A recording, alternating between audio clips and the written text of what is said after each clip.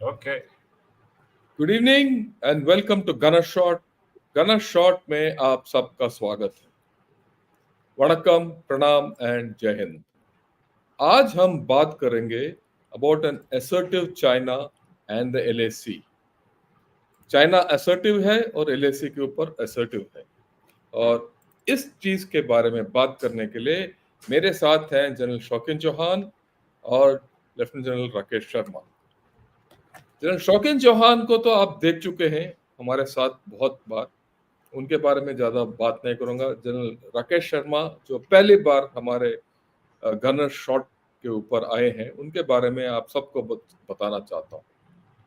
सबसे पहले तो ये हमारे सीनियर रहे हैं और हमारा नाता अभी नहीं, तकरीबन 20-25 साल पहले का है। 20-25 साल नहीं, वो एनडीए से है, बचपन से है, right.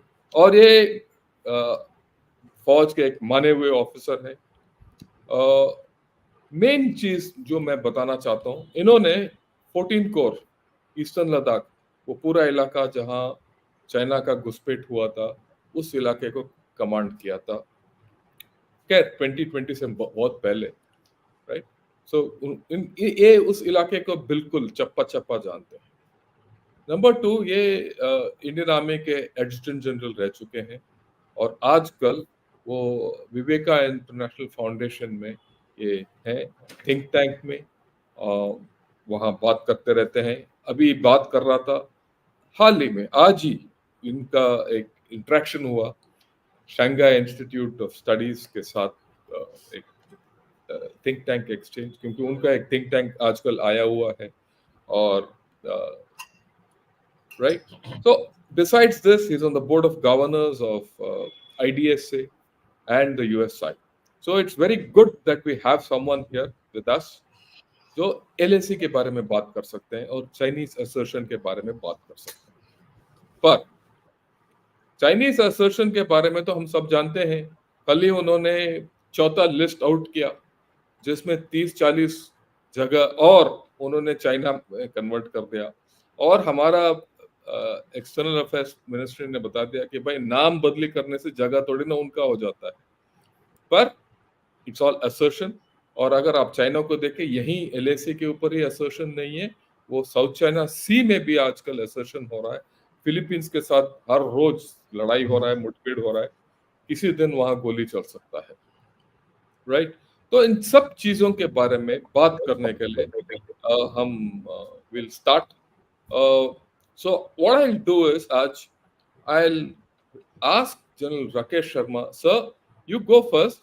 Give your overview of the assertion of the Chinese, the LAC, and your thing, and from there we'll take it up, and then we'll get General Shokin Chauhan and his overview, and then we'll mudde lenge ek ek karke and see where it goes. All yours, sir.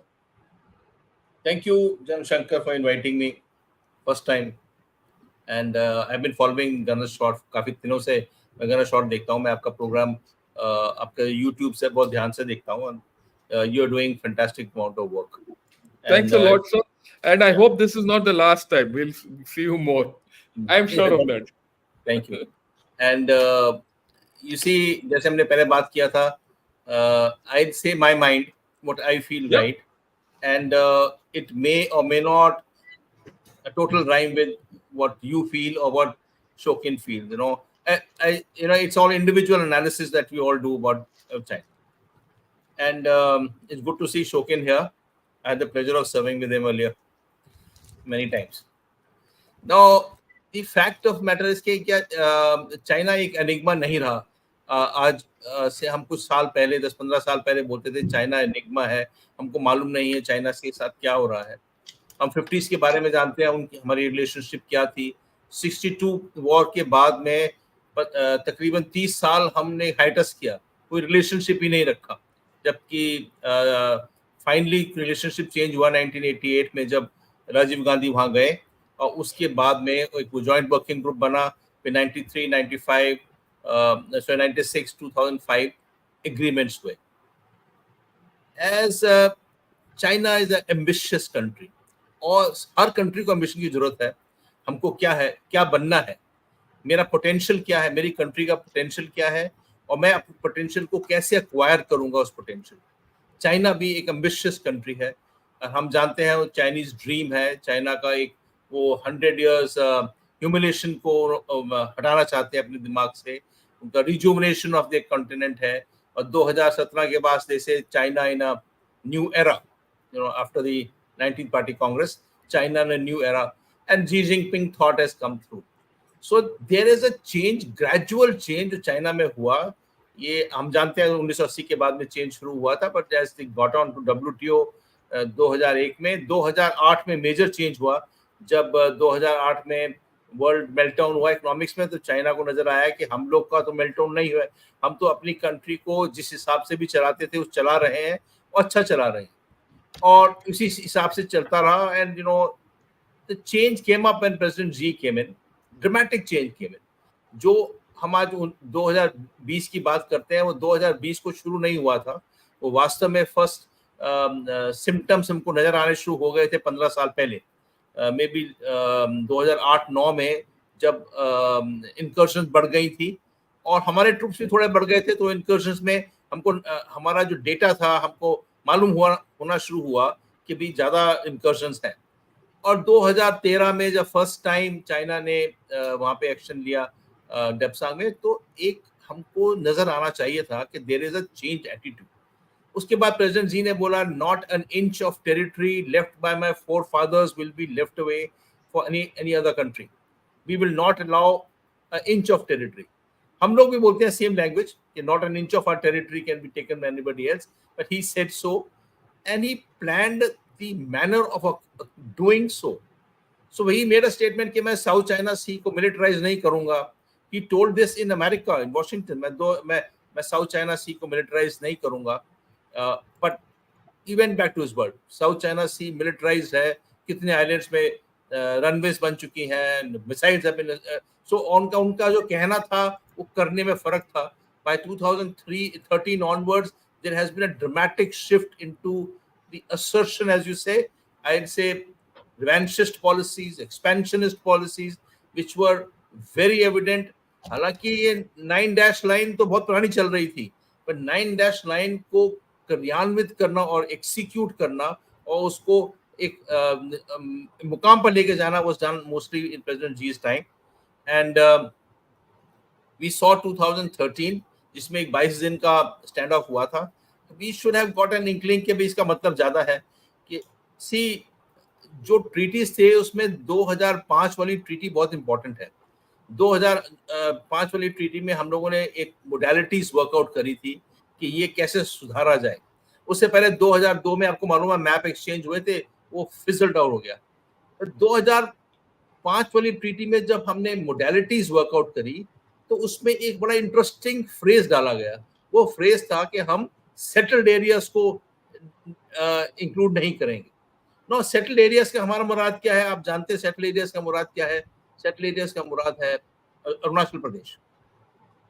No, पहली बार line of actual control का एक reference जो हम बोलते हैं 7 नवंबर 1959 line में बोलते हैं कि वो उन्होंने चिट्ठी लिखी थी, चाउन लाइन ने actual ground position line word इस्तेमाल किया था।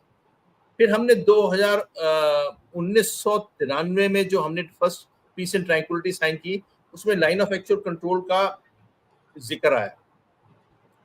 लाइन क्या थी उसका कोई आइडिया नहीं था, कोई डिलिनेशन नहीं हुआ, कोई मैप में मार्क नहीं हुआ। हम लोग जानते हैं, हम सोल्जर रह चुके हैं।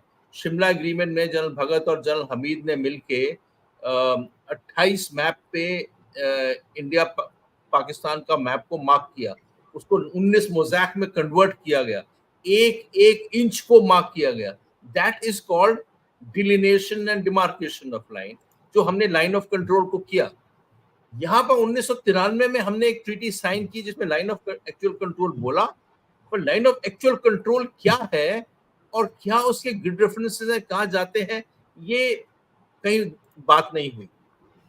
शायद सोचा गया होगा कि बाद में ये इस विषय में आगे बढ़ेंगे, और इसके कारण 2002 में मैप एक्सचेंज हुए थे। एक बार एक सेंट्रल सेक्टर का मैप एक्सचेंज हुआ, उसके बाद बात आगे नहीं बढ़ी। तो फैक्ट है कि एक line of control, line of actual control थी, जो मैं कहना चाहूंगा एक बहुत फॉल्टी, बहुत इनक्योरेबल एंड रॉन्ग फिलॉसफी थी। बिना डिमार्केटिंग लाइन आपस में दोनों साइड के इसको लाइन नहीं बोला जा सकता, और वो लाइन को हम अपने अंदेशे से मानते थे। हम लोगों ने कई बार इंटरेक्शन में देखा था, एक बार चाइनीज आते हैं चूमर में, बोलते हैं आप लोग यहाँ 1.5 किलोमीटर अंदर खड़े हो, अगली बार आके बोलते हैं आप 7 किलोमीटर अंदर खड़े हो। तो उनको खुद भी मालूम नहीं था लाइन कौन सी थी, और हर अपने हिसाब से अंदेशा, और हम एक परसेप्शन की लड़ाई शुरू हो गए कि चाइनीज का परसेप्शन ये है, हमारा परसेप्शन ये है। हम लोग ये परसेप्शन वर्ड में गुम होके रह गए, बिकॉज एक लाइन को लाइन की तरह पर डिसाइड नहीं किया गया। So the border is left vague, I am talking about eastern Ladakh largely and maybe also partly central sector. On Arunachal Pradesh side, there was a McMahon line. McMahon line was decided in 1914, 13-14, but 13-14 में Chinese ने accept नहीं किया था, और हमारा China के साथ border ही नहीं था, चाइना कंट्री ही नहीं थी।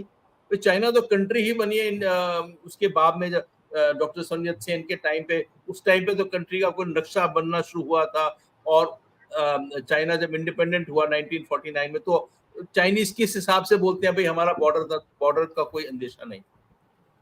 नाउ आज की डेट में 2013 के बाद 2014 में चूमर में एक बहुत इंटेंसिव एक्शन हुआ, और उसके बाद 2017 में हम जानते हैं डोकलम में हुआ, 72 डेज का स्टैंड ऑफ था।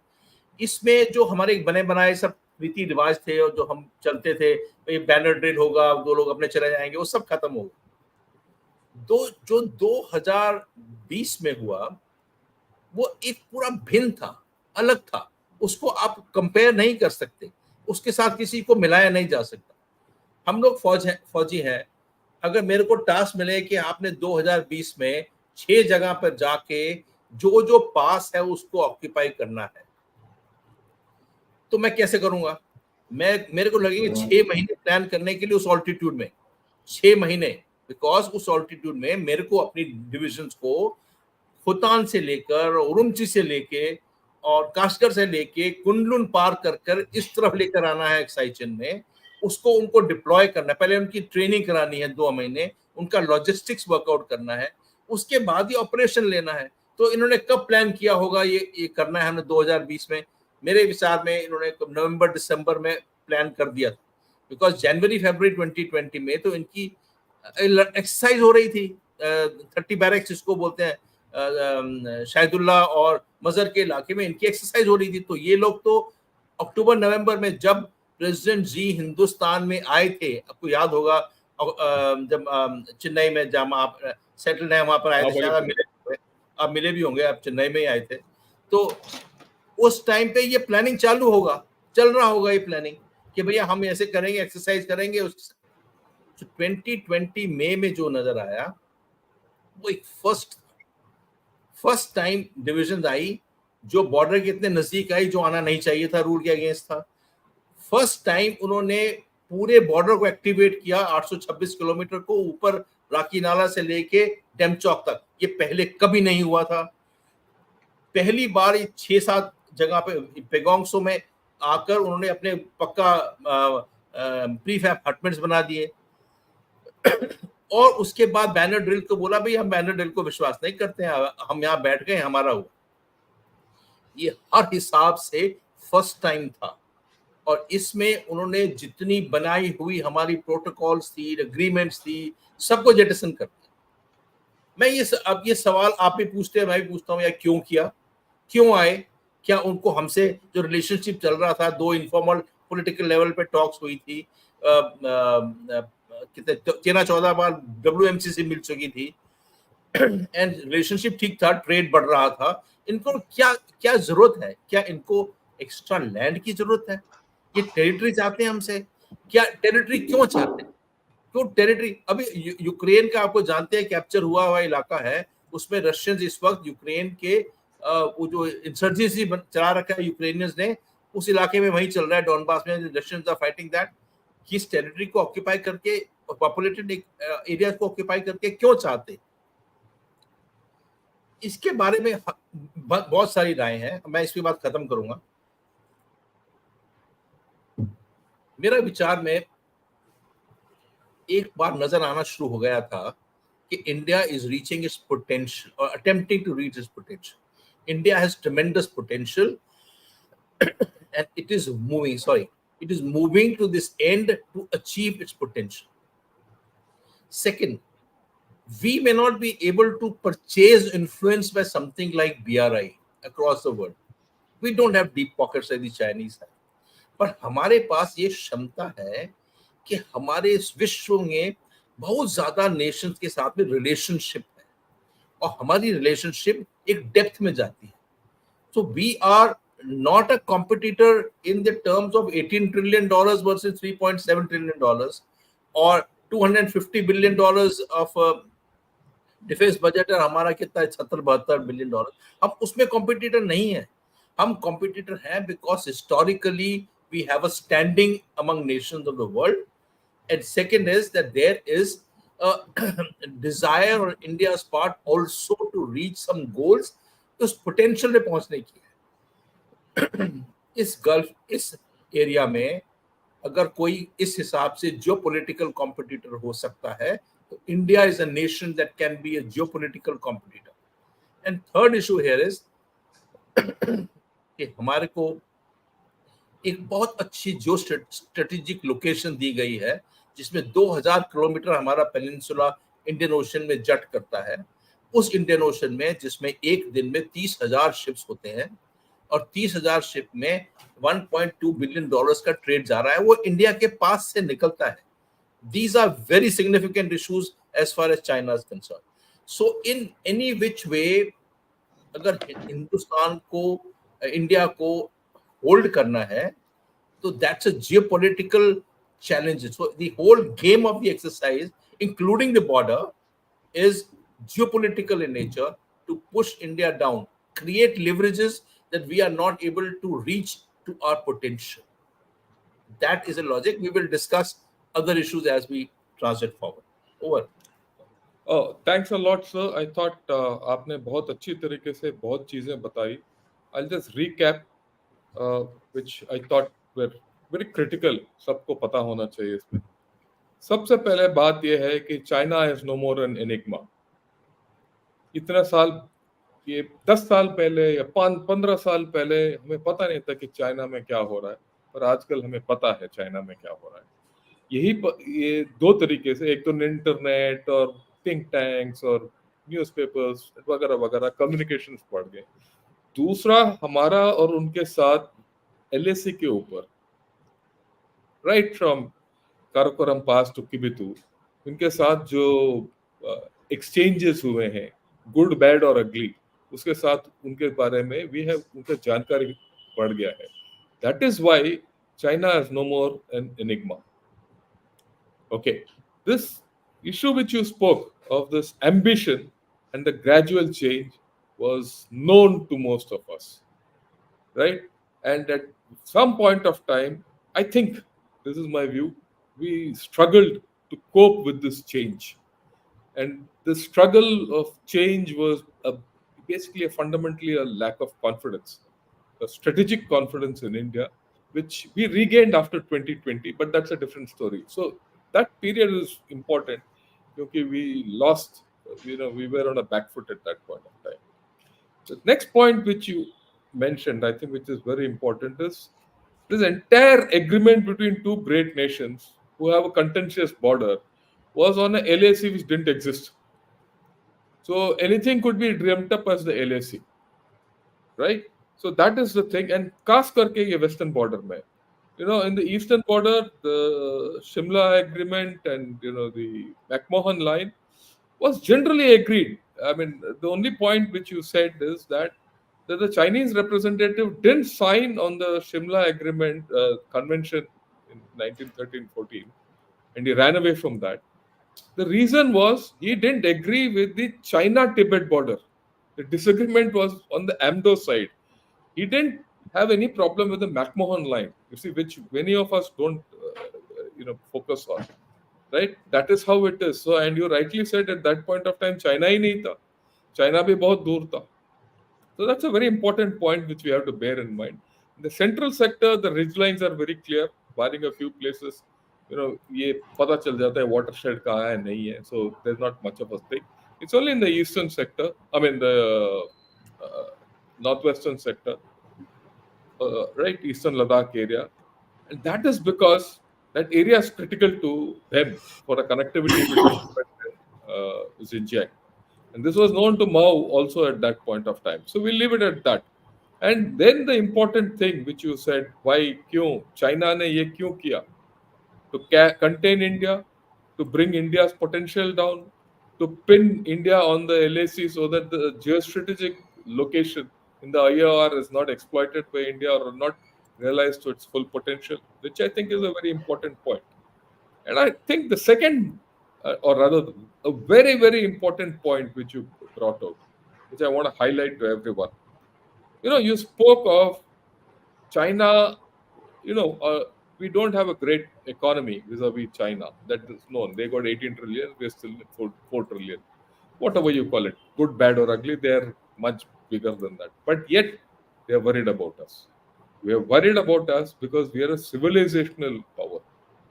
When people talk of comprehensive national power, that China's comprehensive national power is more, I have a problem with it. I have a problem with it for the very reason you brought, and that is the civilizational influence, the cultural influence, and the trust factor which goes into this power, which when nations exert their power, one way or the other, is often not factored.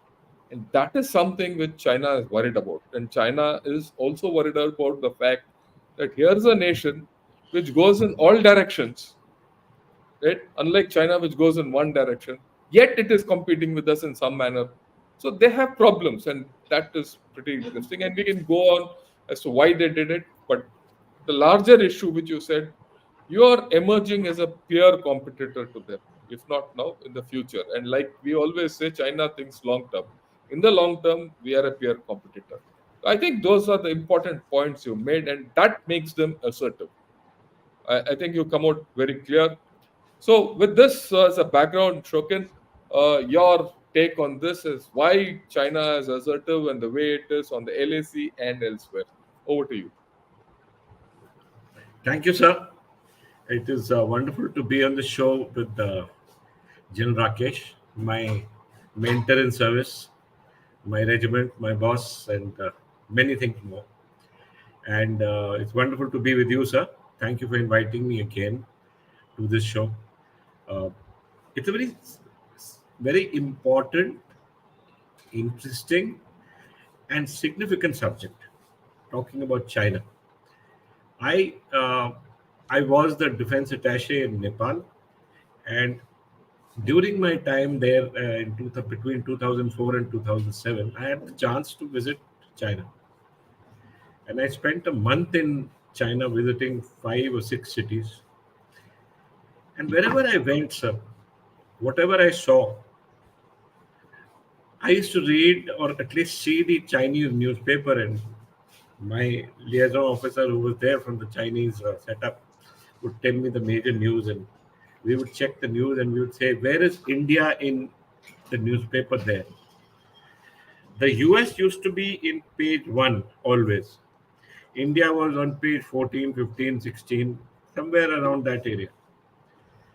And at that time, China didn't seem interested in India at all. I'm talking of 2007, 8. Yeah, Slowly by slowly, uh, we started growing economically, but it's slowly. It's not something that the Chinese take us very seriously about, sir. But what is important as a soldier is that when I came back and I commanded a brigade, which was along eastern Ladakh, and I was dealing with the Chinese in eastern Ladakh in 2009. After the Olympics in China in 2008, China started taking the line of actual control a little more seriously. Before that, they never used to bother. So, as soldiers, we saw that there was a heightened, uh, heightened process of heightened urgency amongst the PLA that was guarding the border. They have PLA border guards there. They don't have actual regiments. They have PLA border guard, which is different from the PLA army. And the PLA border guard started getting into a heightened sense of urgency. They would start stopping our people. They would start, trying to bully them. They would start pushing them. They added a few more forces there, and this started increasing. So subsequently, when I went back as a GOC 8 Mountain Div at that time, General Rakesh was the co-commander in 14 Corps. I'm talking of 2014, 13, 14. At that time, China had started, as General Rakesh said, under Xi Jinping, it had started creating a larger image for itself. It was now competing not against India, it was competing against the US. And what he did was he started pushing the Chinese to have stronger, more urgent interactions, which were actually not interactions for us, more a thing that, look, I'm a much stronger power, I can push you. So while the other countries agreed to China's bullying because they really don't have any armies, India was the only one that actually stopped it and did not allow him to push us or bully us. And that then saw and became center stage even in our political actions, even in our uh, interaction with China in the foreign arena. That India would not get bullied by China, and we decided to call China a bully uh, in the open, which is what changed for China. Now, having been in the neighborhood, having studied uh, the I would say the problems of our neighborhood and the problems for India in the neighborhood, what I can say is, sir, let's look at all the countries there and how they affect India. What are India's vulnerabilities against our neighborhood? Because that is where we are finding a problem in China. We are finding a problem with China when we are dealing with Nepal. This was not there 20 years ago. Why? Because China had not yet started exerting itself. General Sharma talked to the BRI. By 2008, 2009, I had left Nepal, but that was the time that China had started pushing and started imposing a greater presence in these smaller countries. We talk of communists like Prachanda, we talk of communists like Mr. Oli, but in 2007, when they were fighting the king, the Chinese did not call them communists. China used to call them anti-government forces. It is only when they came to power and China took another 2 to 3 years to start accepting them. That's the time China started changing. And as General Rakesh said, we don't have deep pockets. But are we trying to counter China? We'll never be successful in countering China. What we have to do is, whichever country we're looking at Nepal, we find today Nepal is looking at China. We're looking at Maldives, we find Maldives are looking at China. We look at Burma or Myanmar, we find Burma looking at China. We find Bangladesh, we find Bangladesh looking at China. All the we find Bhutan is also looking at China because no one wants to take China on. Why? Because they simply don't have the strength. And while these countries are also accepting of what China wants because they can be bullied, the problem with us is all these countries are within our subcontinent. That means within our side of the Himalayan watershed. So when you look at the Himalayan watershed, which was, as we said, a bulwark or a obstacle against other countries, these smaller countries, which we had always had some kind of, had imposed some kind of tax, Indiana, a security pact with, that pact is in danger of being broken. And if you look at Nepal, you look at Bhutan, you look at Sri Lanka, you look at Maldives, you look at Burma, any presence of inimical elements in any one of these countries will affect us and our national security very, very strongly. So we should have no doubt, sir, that China has decided that India is to be contained, that India will not be permitted to grow beyond the South Asian part of the Asian continent, and that containing India means making sure that our neighbors are pushed to a point at which they no longer accept anything of ours. So while we are holding our line of actual control, while we are ensuring that China does not create a problem within our boundaries, as General Rakesh said, not an inch of our boundary should be lost. But what we are losing is our ability to affect or to influence our neighbors. And if we are not able to influence them, then our growth, I'm afraid, sir, will be severely stunted. So, my point is look beyond this clutter. Look beyond the fact that everyone today is saying it's India's time, it's India's economy, India is growing at 6%. But one thing is there that we will not be permitted to geostrategically create an effect outside the South Asian part of the Asian continent. Over to you, sir.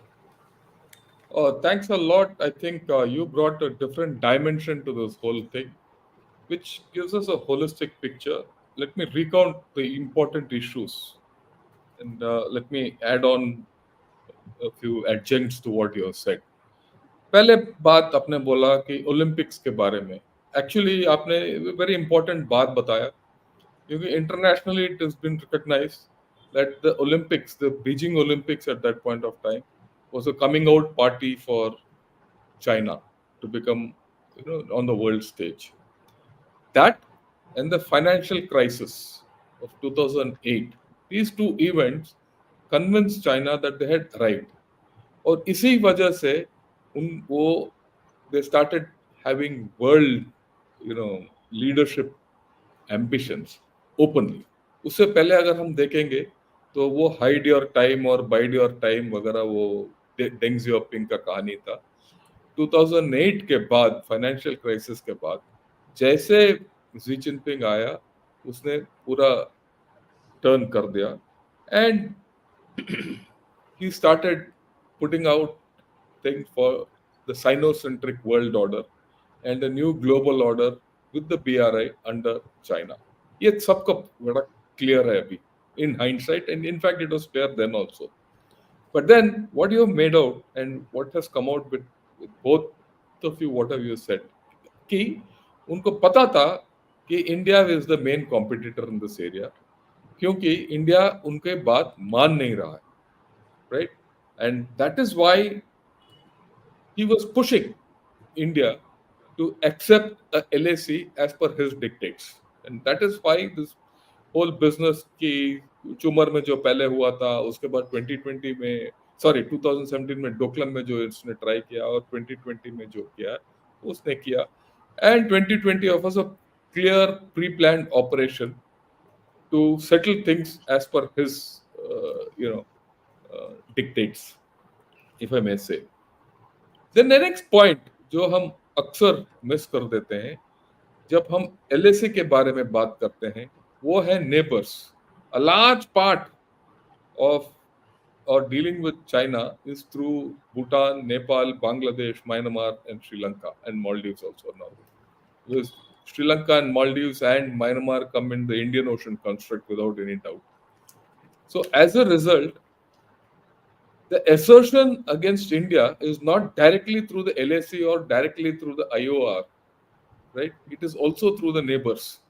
And this is where we have to now start focusing, which we have brought out. और general Shaukin Chauhan और हमने ये इसके बारे में बात भी किया जब नेपाल के बारे में हम बात करते थे कि अगर एक दिन PLA के ट्रूप्स ऊपर से लेके आ गए काठमांडू से नीचे जो रोड बन रहा है इनका, अगर वहां आ गए और ऑन द तराई रीजन अगर पीएलए के ट्रूप डिप्लॉयमेंट एक बटालियन भी हो गया, तो वहां जहां उस इलाके में जहां हमारा कोई डिफेंसेस नहीं है, तो हमारा पूरा डिफेंसेस, पूरा फोर्स स्ट्रक्चरिंग सब कुछ उलट जाएगा और हमारे हार्टलैंड के ऊपर आके वो पीएलए प्रेजेंस होगा। और जिसका ऑलरेडी क्योंकि वहाँ कंस्ट्रक्शन वगैरह हो रहा है, उसका कुछ संकेत है हमारे पास। तो I think we have defined कि this assertion is going to stay, and ये असर्शन के दो पहलू होंगे, डायरेक्ट और एक indirect. And India, if it has to grow, will have to do stop this assertion, both the direct and the indirect one. Yeah, the next thing is very clear जब आप दोनों के बातों से कि China will try to contain India, and this is the method of containing India: put pressure on the LAC, right? Try to teach India a lesson, etc., etc., etc., and come this thing. The question is, which I'll pose to both of you, and then I'll ask the next question also, because I've got two questions. After that, we'll take questions from the audience. Is China in a position to contain India? That's the question at large. While we say he's asserting himself on the LSC, is China today in a position to contain India the way it thought it could? And after all, from 2020 to now, it's 4 years past, and a lot of things have changed. Sharma sir, all yours first. So, Shankar, the issue is that I've blurred it. many of us read the writings जो कि western media ने publish की है। हमको मालूम है कि हमको एक आदत सी हो गई थी चाइना का 10% ग्रोथ देखने की, and to see that 30% of their GDP was rising thanks to real estate. 2015 में चाइना ने एक लॉ पास किया था जिसमें बोला था हमको सप्लाई साइड रिफॉर्म करने की आवश्यकता है। उस सप्लाई साइड रिफॉर्म में they had said that they will also want to touch the issue of overcapacity of infrastructure being built in China. Also, overcapacity being created by many other industries. There was a law, the 5 parts of that law. Now, I would gather that it is a conscious decision. And then, people say Japanification of Chinese economy, because Japan in 80s was supposed to be the sharpest growing country in the world. उस 80s के बाद में Japan has now relegated itself to .some% growth a year. 30-40 साल हो गए. They said China will reach a Japanification time and a middle income trap. It is my reading, and I differ with many other people, is that there is a conscious decision taken by the Chinese hierarchy to avoid the Japanification of China and to make sure that they have a reasonable amount of growth. So there is a transformatory effort. And you rightly said, Jan Shankar, that they think long and they think deep. They know that they have a demographic issue here. There was an overcounting of over 10 odd million people also. So, I mean, maybe we had crossed their population long ago. So they have a demographic issue. There's an old age issue which is going to happen. They have also an issue of the economy and pushback from various other countries. And all this was on the cards for quite some time, because when we started saying that unipolar moment was over, and India talks about multipolarity, actually fact of the matter is that there is a bipolar world. And many others are small multipoles who saying, okay, we are also multipolar world. But finally speaking, there are two countries of equivalent economy, China and Russia and United States.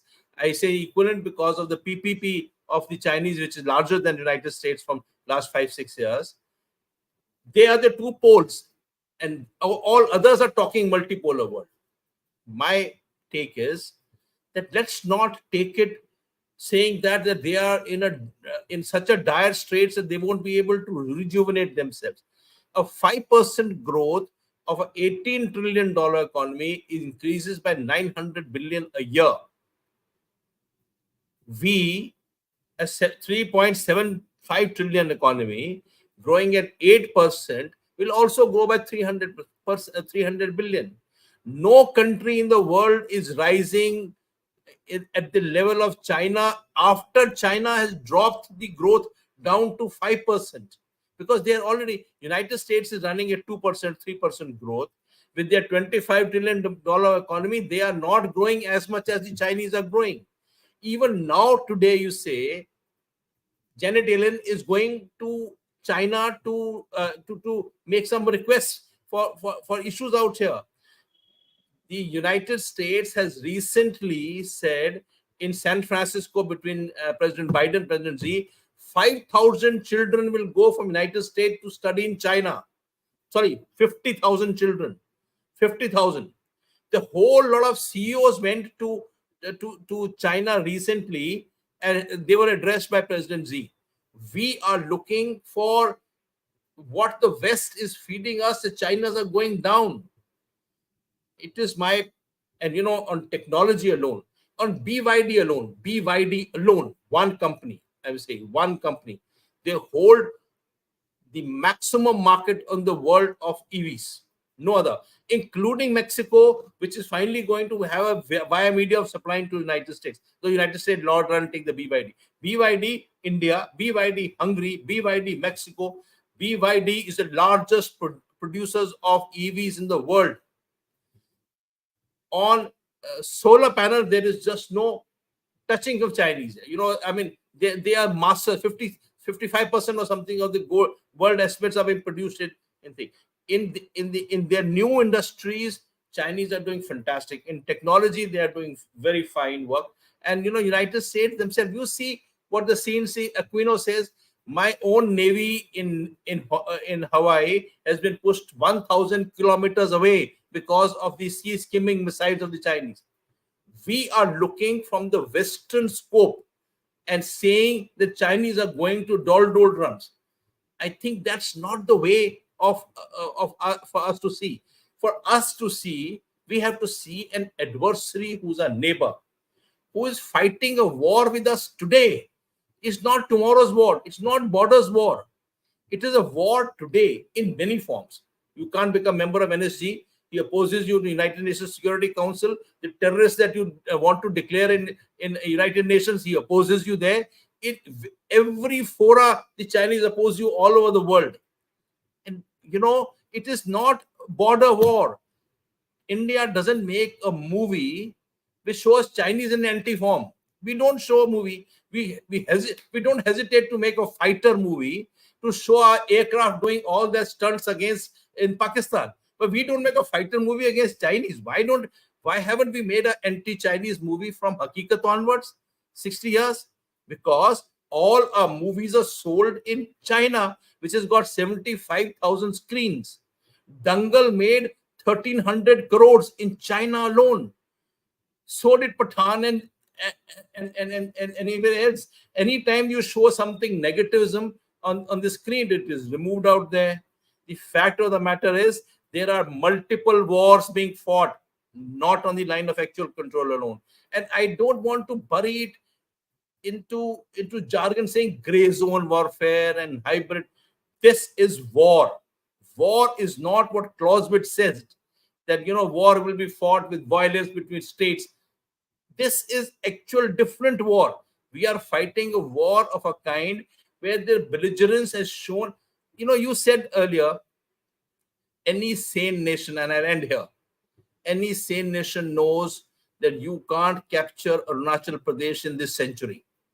Chinese can come, whatever they may do it. We know the borders, we know our defense. Arunachal Pradesh is our territory.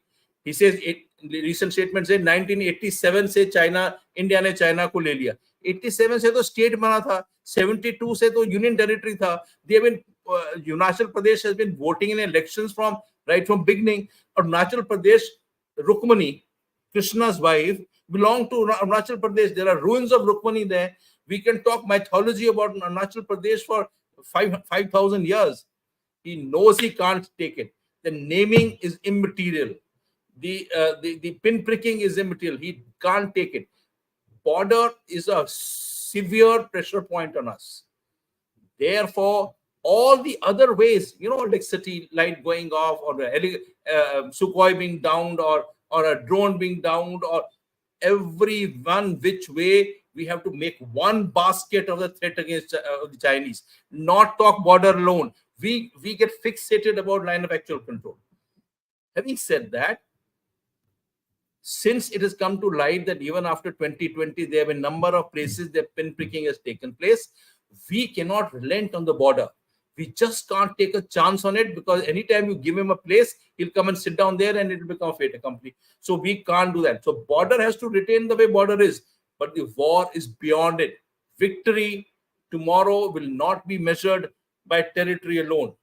Victory will be measured by taking a severe strategic advantage against us in many other ways.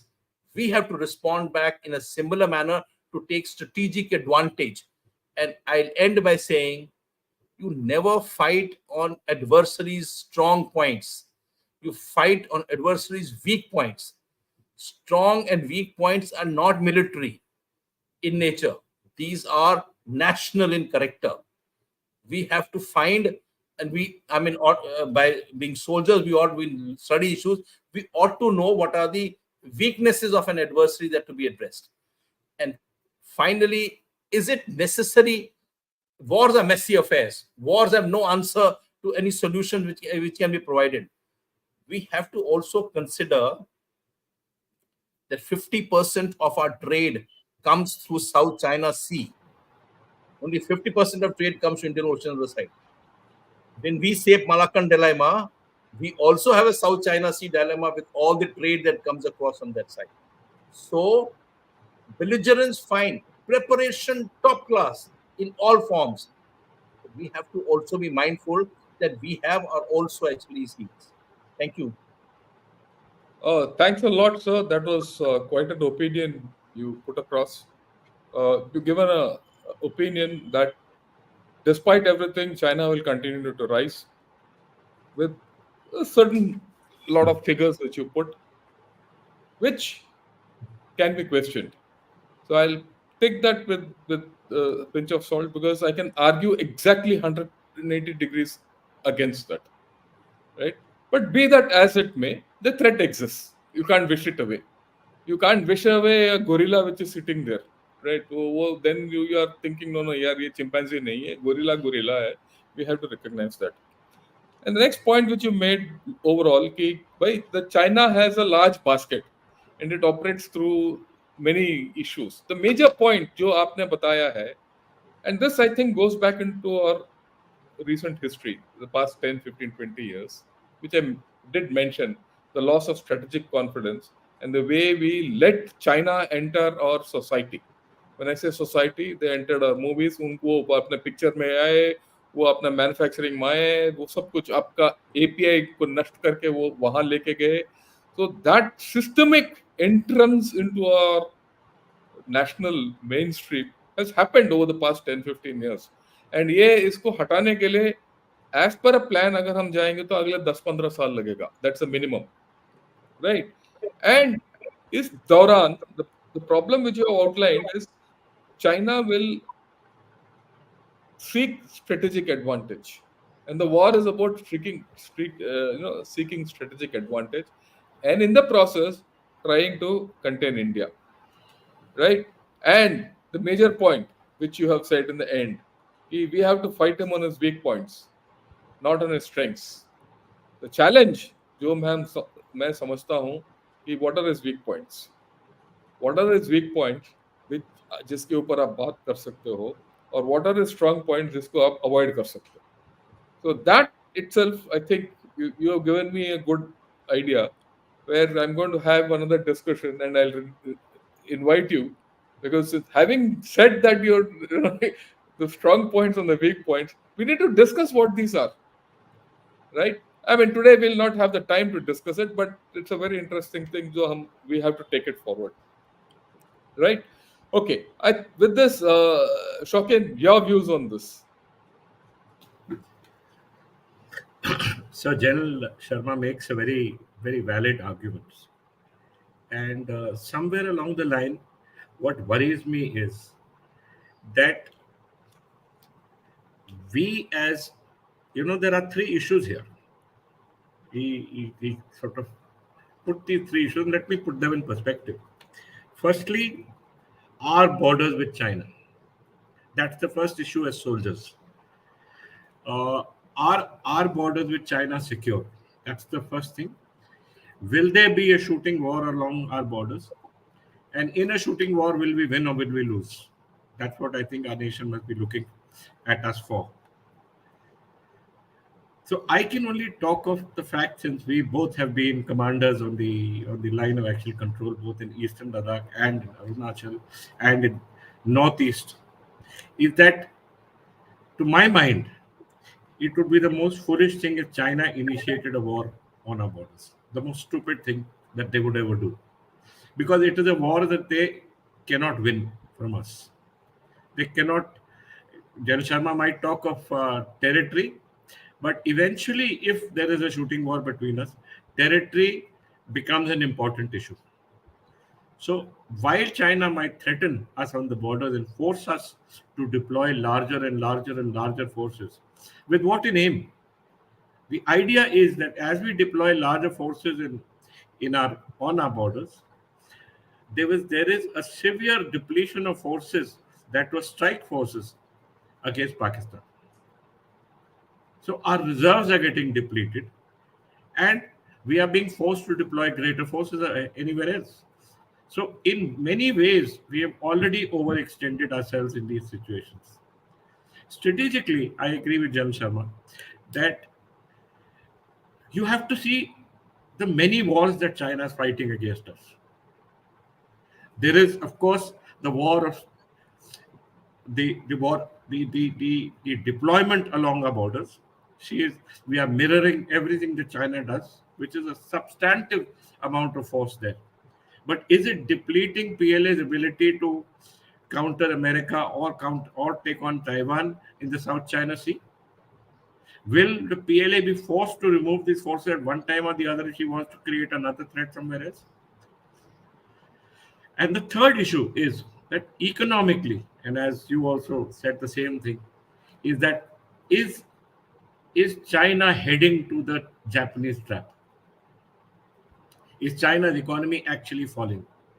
The problem with China is that who really knows what's happening in China? All numbers are fudged. All economic situations are not believable, which is the reason why I remember 2 years ago, Chinese had started talking of the yuan replacing the dollar. But that can never happen because no one can trust the yuan, because it's such a tightly controlled currency.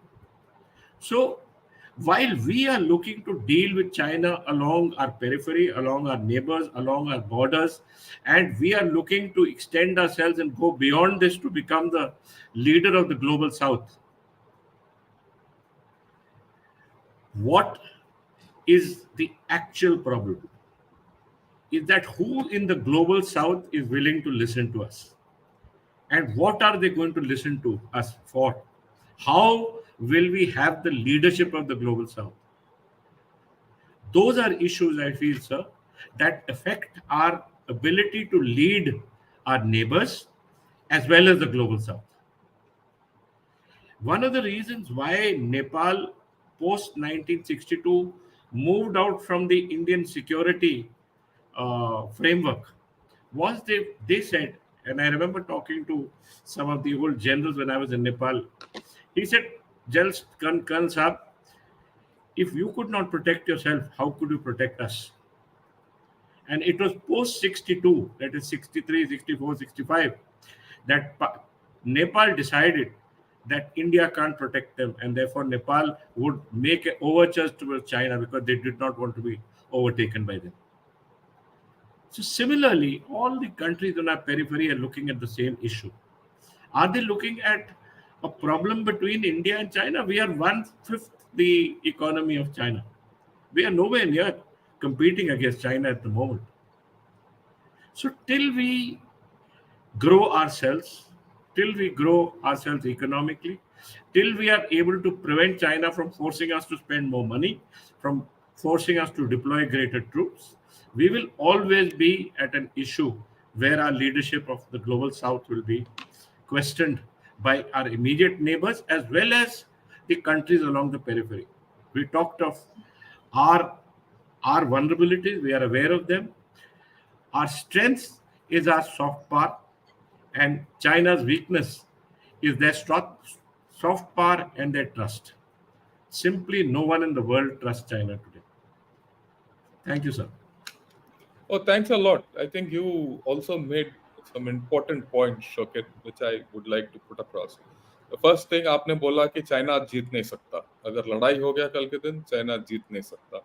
And मेरा ये मानना है कि if I put it in English, कि the armed forces of India are good enough to guarantee the territorial integrity and sovereignty of the nation.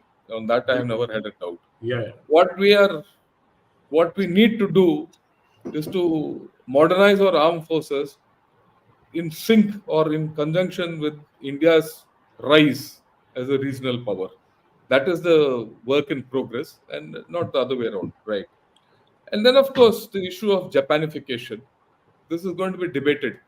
Like what General Sharma said, Japanification hoga ki nahi? And you said they're heading into it or virtually. एक चीज we should all remember कि one thing जो हम we cannot ignore, right, is that आबादी घट रहा है और आबादी बहुत फास्ट घट रहा है और एक नेशन जो है लोगों से बनता है, वो जीडीपी से नहीं बनता, ठीक है ना. और अगर अगर आप उसका इकोनॉमी, अगर चाइना का इकोनॉमी अगर आप देखोगे, वो कंजम्पशन इकोनॉमी नहीं है. It is more of export driven economy, infrastructure driven economy. That is a problem. I can take many people on that. And if you look at what's happening in the West with the kind of tariffs which are going to come in and the kind of investment bans you put in yourself, things are not easy for China that that he'll grow. And of course, like you said, like what General Shokin Chauhan said, a lot of the figures are fudged. So is the GDP itself fudged? And there's a whole lot of dead GDP in China, which doesn't work for them. We have to factor all this in. And then you see that China is not that big a gorilla, which you always thought it was, right? And let me put I'll just juxtapose our situation with something else. What is Pakistan's economy? It's not even 300, 400 billion. And yet it shows eyes to you, right? And you worried that, Pakistan is going to make you stretch. Just think of China. This is the weakness of China, which I call it. They are in a, sandwich case. That fellow wants to go above USA, and you are on his tail, right? So he's got worries. Instead of just being focused against China, USA, he's got worries with you. And अगर हम real politics play करेंगे, so we can keep him busy. And it is not as if it's a clean runway for him that he can take off and go where he wants.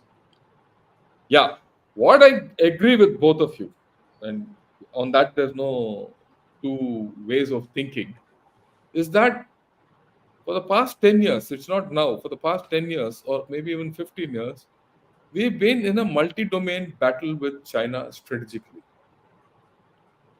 And a good part of this 10 years or 15 years, we didn't even know about it.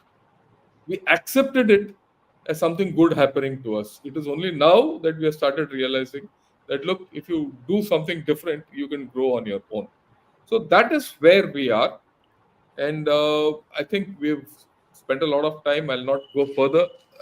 We'll have a second sitting on this, on the weaknesses and the strengths of China and where we have to focus. Right, we've had a very interesting conversation. I think this sets the stage for a next debate sometime down the line, which we will. And after all, China is not going to run away, India is not going to run away, and we're not going to do war any day soon.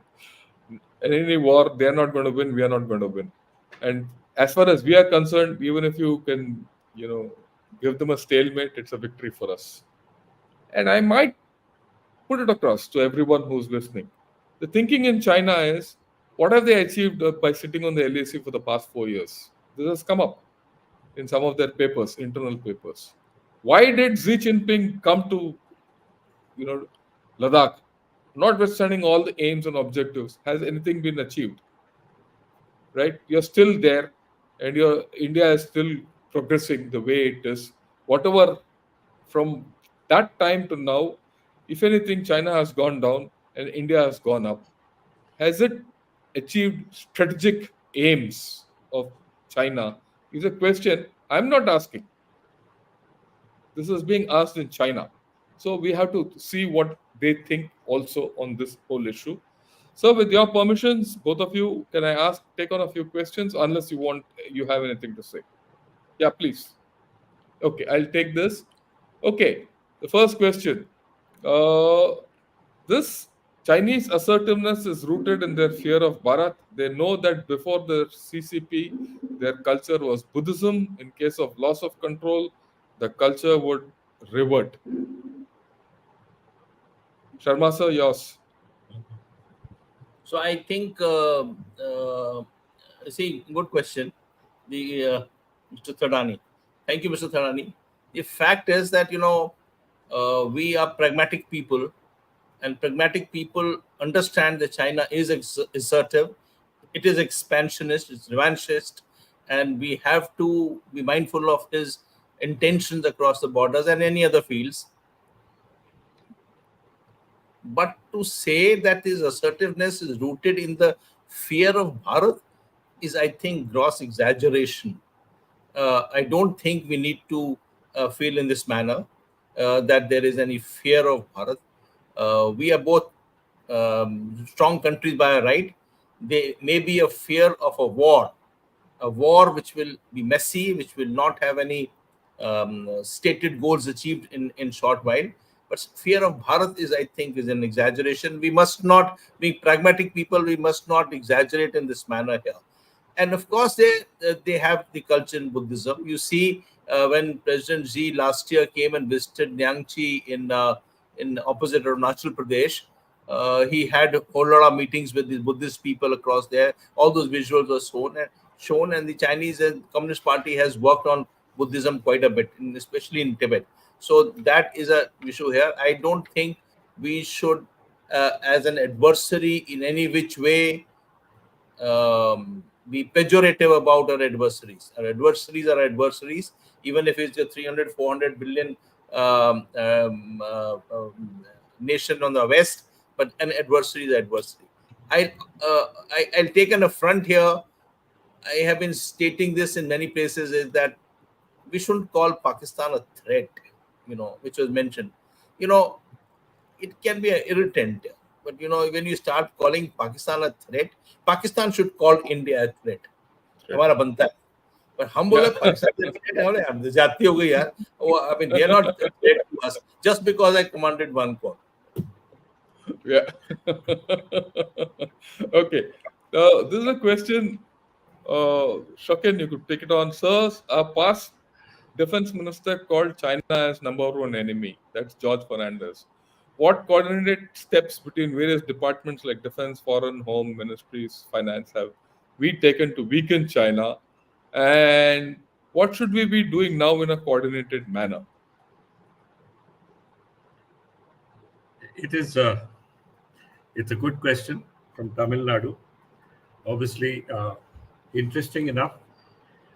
You're absolutely right we that it's been a long time that we have been continuing to deal with China, and that we need to coordinate all our resources, all our systems, so that we are able to counter China.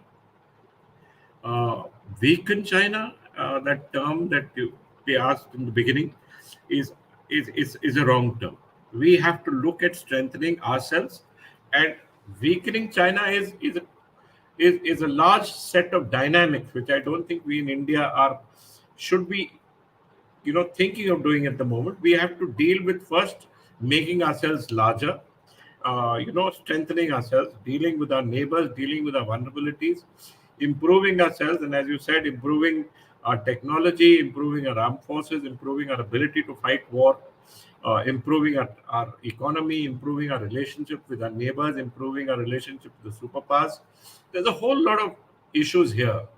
And all of them, whether it is the foreign ministry, whether the economic affairs ministry, whether it is the defense ministry, whether it is the human resources ministry, whether it's the home ministry, all of us must be in sync in doing one thing: growing India. That has to be an our superpower. We can only counter our enemies if we grow ourselves. There is no other way. If we have within ourselves large vulnerabilities, then we can't count and counter anybody. Then we will only be dealing with our day-to-day basis. So I would say this again: what should we do in a coordinated manner? Grow ourselves, Yeah. strengthen our It's all, technologies, strengthen our abilities. Shokin, I'll take a word from you. It's Yeah, all yeah, about please, sir. economy. Taking from Absolutely. Yeah, entertainment, it's all about economy. As our Economy. yeah, I economy think. grows, the nation grows, the socio-economic development take place. All these irritants or assertiveness will be put into backward. Yeah, Yeah. everything else will come later. First, grow ourselves. Okay. The next question, it's connected with the economy, so you could take it on. I still believe the key is economy, which you rightly said, and he's also saying. And for us to fill some long-standing critical gaps in our military capability, we need 5 more years. That's his view. So should we not wait before we increase our chatter? He's right. So Absolutely. you go back to the life of Deng Xiaoping and what you quoted earlier, General Shankar, bide your time. It is for us to bide our time. Um, Yes. See, General Shankar has been speaking on military capability quite a bit, technological capability. A very fine presentation we heard recently in Pune. Uh, the fact of the matter is that we have to first, even before capability, think as to how are we going to fight him, in what domains and what dimensions. I mean, domains and dimensions separately. Do we have the capability to succeed and do a measurable response across to on the opposing side? China has got largest number of cruise missiles, larger inventory than Americans also. So we have to understand as to how we are going to combat it.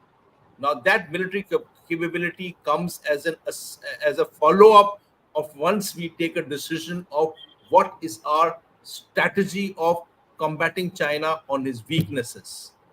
Then we start creating capability across to us. You just cannot say I want to do upgradation of tanks, spend 55,000 crores of upgradation of tanks, but 55,000 crores is not even in the capital budget of the defense forces.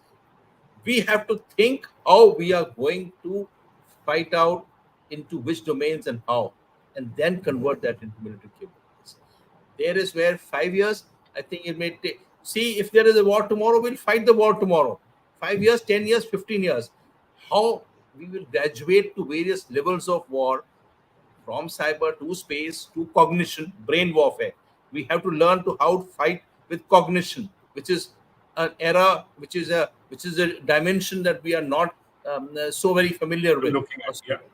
When many other issues that we have to handle it across that, and that will take a little time. Yeah, I just want to add one more thing, Kaushal ji. The last part, should we not wait before we increase our chatter? We don't have an option of not chattering because he's sitting already there, right? We have to fight him on a day-to-day basis. And it is just not the armed forces fighting him. It is the nation which has to fight. And what I have seen in the past 4 years, because I've been talking about all this, is people are still worried what he'll do to us. Unless people get over that mental thing that, look, here is a guy who can be handled. We'll not handle him. And it is the people of this nation who have to handle him, right? So I think we need to talk, but at the same time, we need not be belligerent like he's been, right? We don't have to hide our strength. We need to bide our time is the more important thing. Okay, I'll leave it at that. And okay, this is another interesting question. It's a one-liner. Shokin, you could take a shot at it. How much do we know Chinese people of today? China has always been an enigma, always a problem, mainly because we don't learn the Chinese language. By banning so many Chinese apps, we have banned access to much of China ourselves. Knowledge of China is left to a very few set of academicians who may be knowing Mandarin and who may be reading the Chinese papers, who may be on their chat, Weibo chat. But I think we need to know much more as people. And as General Rakesh said, and I think even you said, sir, 50,000 American students going to China is why? Not because they love China, but because they want to increase their knowledge of China. It is not today's people. Sun Tzu has said it. Every military strategist over the ages has said that first you must know your enemy, and this knowledge of China is the least amongst our local people uh, because we don't know the language. We never tried to learn that language. There is no place to learn that language, and that we have cut ourselves out from all his newspapers, all his books, all his uh, apps. We have no clue what their people are thinking about because we ourselves have cut ourselves off. So no, we don't know anything about China. We don't know much about China, and whoever knows is in a very small frame of people who may be controlling our strategic thinking today. Thank you. Yeah, that's a very important thing which General Chauhan has said. Our knowledge of China, we don't read China. That's the problem. I mean, apart from the fact that Mandarin is something alien to all of us, we don't read China. In fact, they read India better than we read China, and we shy away from reading. And there are enough sources for reading about China. And whatever knowledge which we get, which as General Sharma uh, put out or said so earlier, is second-hand knowledge through the Western lens, because they interact hell of a lot with China through business and everything, study everything. So they have a better view of what China is. Our view of China is very poor, and the number of people in India who study China is also very poor, and we need to improve the knowledge on that. There is no two ways. I completely go with everyone else. Sir, you have anything else to say, Rakesh sir, on that question? Uh, See, I absolutely agree with Jan Shankar. We need to create sinologists, and in nowadays that there is a change. I think we must thank President Xi for many things in India. In fact, we should write a dear thanking him that you woke us up. You woke us up in 2020.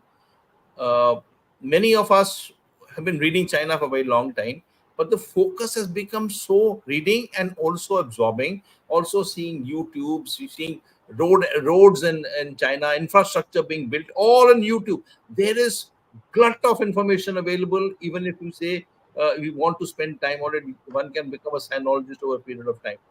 There is material, and there are people, there are think tanks even in the West who study Chinese economics into a manner that it gives us detailed information as to why they said GDP 5.5 and not 5.2 and not 4.8.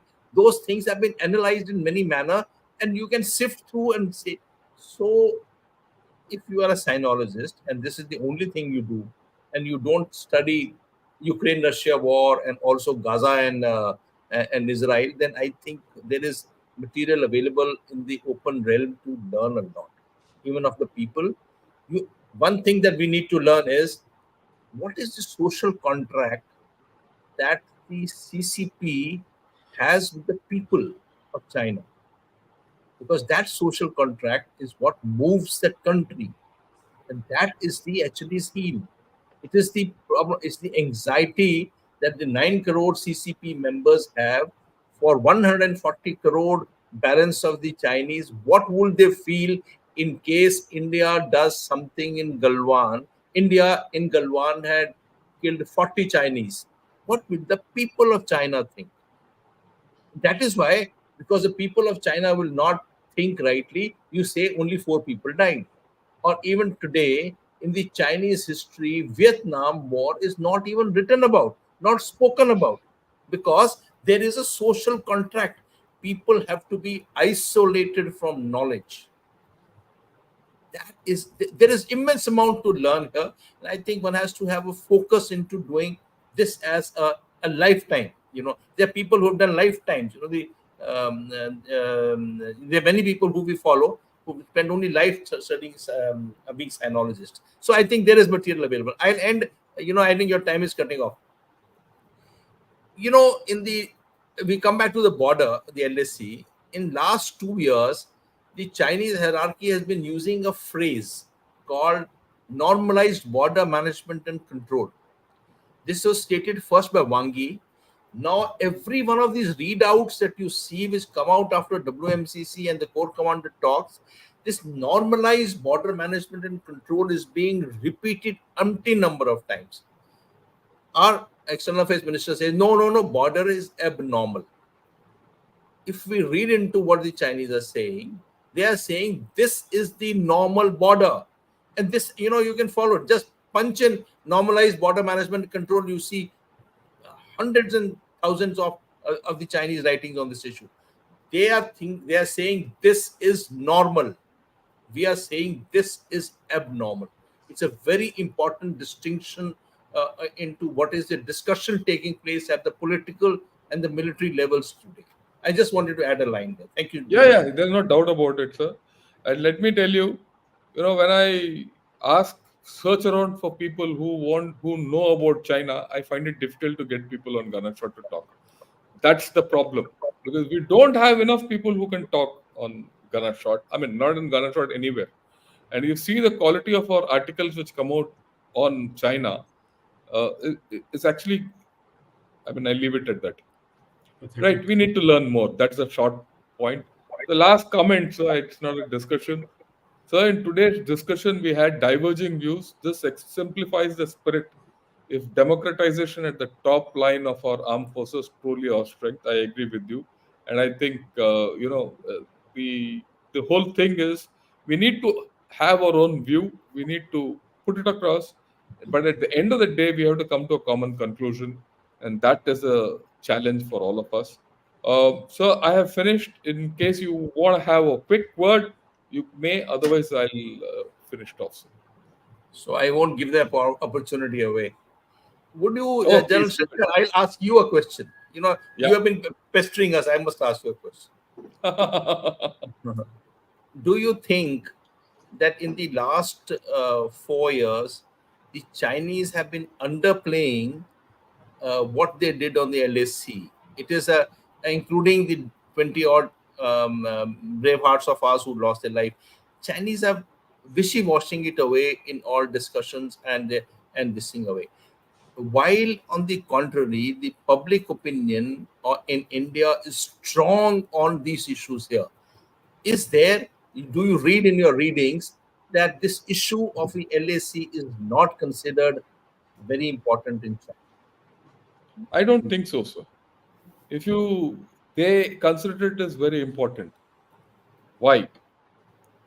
If you see where they are on the LAC, they are somewhere where the 1959 claim line, even if it was written by a thick, line of ink, and give or take 100 meters here and there, they've achieved their aims. So that is why they're normalized border. Whereas you have a claim on Aksai Chin. That is why you have your perception of the border is at Aksai Chin. So it's abnormal for you. For him, it is normal because he's already reached where he wants to reach, and he knows we will never agree for it. So he knows he has to keep putting pressure on it. So he'll continue with it. He's not downplaying it. He's playing it absolutely perfectly as per a plan. And the plan is to keep you at the LAC today. He also knows Arunachal is a lost case. After all, the whole concept of South Tibet was not there when 2003 you had a memorandum of understanding when you recognized Tibet as part of China. and they recognized Sikkim as part of India. South Tibet was never there. And Yeah. the state of Arunachal had come even before that in 1987. They never And they objected decided, to it. and they decided a border with Myanmar based on McMahon line. McMahon line, right? And the Sikkim border is a delineated border. It is not a wishy-washy border. In fact, the only part of the entire India-China boundary which is delineated is the Sikkim one and the one near the Karakoram across the thing. So the fact is, he is not downplaying this at all. He's achieved his aim. He's sitting where he's achieved his aim. It is for us to turn it. The challenge is, how do you do this? And in my view, you can't do it unless you start having a counterclaim the other side in some manner. No, there's no doubt, sir. Like he's named, 30 places in Arunachal, say on culture, on history, everything. You also have start claiming Mansarovar. You start turning Minsar. one, number two, Minsar. Minsar. right? Minsar is a place which was with us. Yeah, whatever they call, we call it Mansarovar. You put your maps as Mansarovar. That's one. The second thing which I feel, which we have to really take a call, and is this: the fundamental basis of all our agreements, India and China, is the 2003 or 2003 MOU, where we recognized Tibet and they recognized China, Sikkim. After that, only everything came about. All this border story came about then, because before that, you didn't even recognize Tibet as part of China, right? The whole story is there. All the border agreements which you have reached with them are based on that fundamental. That is the fundamental treatise between China and India. And then you have the border peace and tranquility agreements and all were presaged on that. When they incursed in 2020 across in eastern Ladakh, they violated all these treaties, all these agreements they stand violated. If they stand violated, that fundamental thing is also stands violated, by which we agreed that 2002 treaty. It is up to our political people and or whoever wants to think. If you start thinking that way, and you say, okay, if you violated all our thing, that is also a danger. Then you carry the thing across. Then you are threatening his sovereignty and integrity. And the Chinese also feel, if you go into the seeker notes, seeker articles, they say that we are taking a forward posture much like what Nehru did in 1962. Or infrastructure building is of that quality. They're worried actually, right? I think unless we transfer this politically across, many things will come unstuck. The next thing, this is my own view. Sorry, I'm taking a lot of time because you triggered something in me. Everything which China does is political. True. Everything in China is political. So you have to touch that politics. True. And you have to, if you can trust, like you rightly said, that social contract is politics. This LAC is politics. So how do you play this politically is what it is. And we have never played them politically. And that is our problem. Right? Have you played USA against China politically? Like you said, you forget about Dangal Shangal, sir. You still don't call him an adversary. You look at how Philippines is dealing with China. They have a strategy called assertive transparency, where they're naming and shaming China. Are we doing it? I mean, we can keep going on. Let me withdraw at this point of time. I think you'll agree with some of the ideas which I put across. They're all food for thought. I mean, I can't put it across this thing. Your views on this? We'll still have 4-5 minutes, and then I can. No, I agree with you that I think there is a facade that we need to break into. There is something being said for absorption, and something not being said, and it is that type of language also that they use, that there are double meanings, the innuendos.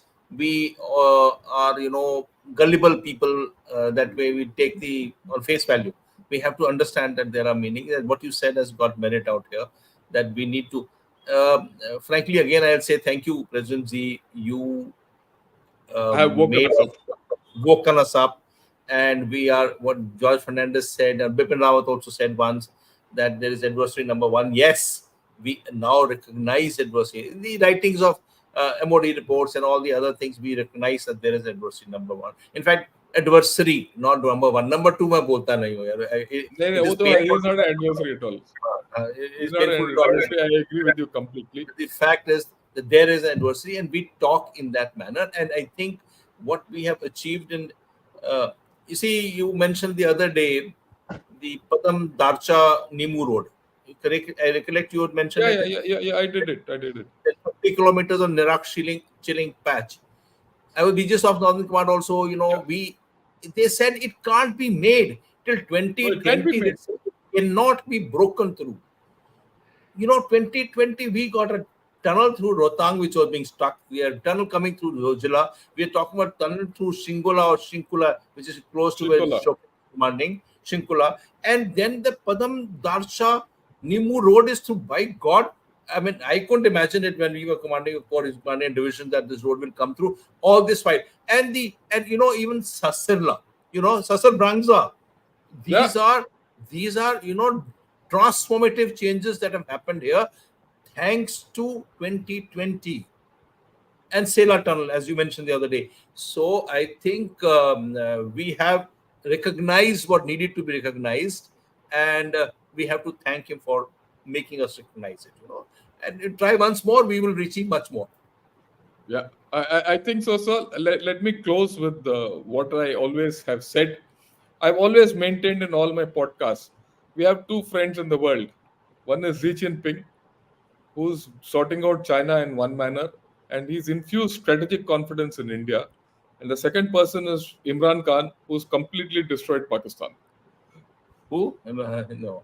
Yeah. Imran Okay. Khan, It is he bats on our side. Yeah. he's our batsman, right? So that's how it is. So Yeah. I think as far as these I wish long life to them.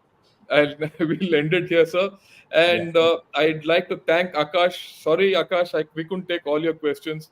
Akash put in 4 questions. We've only taken one because I thought the best question of his, I took it. Thank you. Right, sir.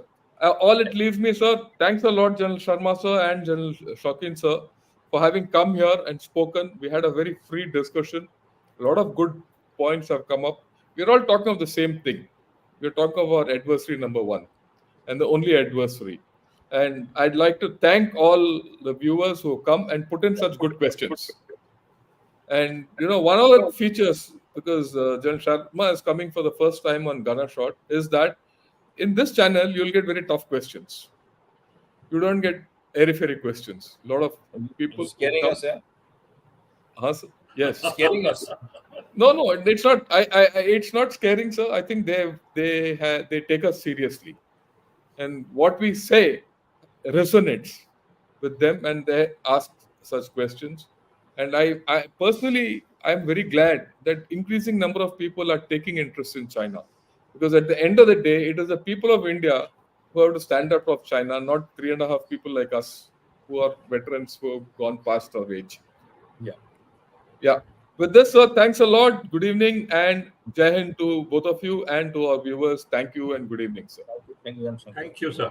Thank you. Thank you.